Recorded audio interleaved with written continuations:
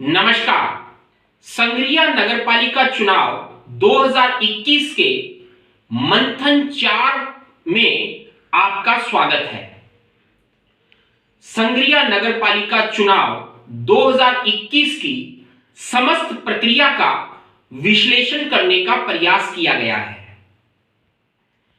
प्रयास में पाया कि राष्ट्रीय पार्टी भारतीय जनता पार्टी प्रथम चरण में संग्रिया के 35 वार्डों में अपने प्रत्याशी खड़े करने में विफल रही। उस द्वारा केवल 3 वार्डों में ही अपने अधिकृत प्रत्याशी खड़े किए गए और शेष 32 वार्डों में बहुत से भारतीय जनता पार्टी के मूल विचारधारा के लोगों को आमने सामने चुनाव लड़ते हुए देखा गया। ठीक इसी तरह से कांग्रेस पार्टी भी 35 वार्डों में अपने अधिकृत प्रत्याशी खड़े करने में विफल रही, लेकिन पार्टी ने 18 वार्डों के अंदर अपने अधिकृत प्रत्याशी खड़े किए। भारतीय जनता पार्टी और कांग्रेस के प्राप्त मतों का विश्लेषण करने पर कुछ आश्चर्यजनक तथ्य सामने आए हैं। भारतीय जनता पार्टी ने संग्रिया के कुल भुगते हुए मतों का केवल 1.87% मत प्राप्त किया है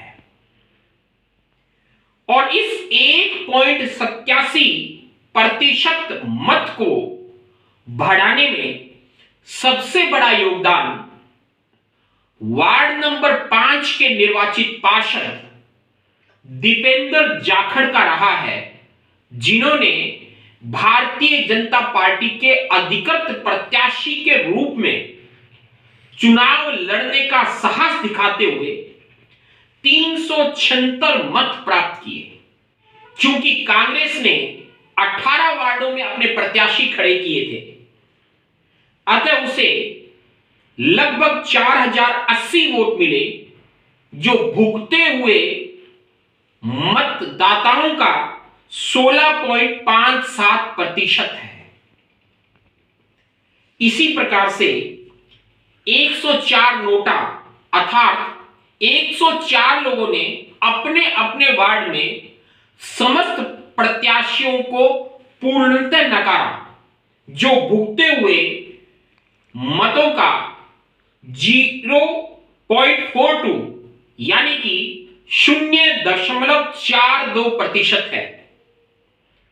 इसके सापेक्ष निर्दलीय प्रत्याशियों ने बेहतर प्रदर्शन करते हुए भुगते हुए मतों का 81.14 अर्थात 81.14% मत प्राप्त किया।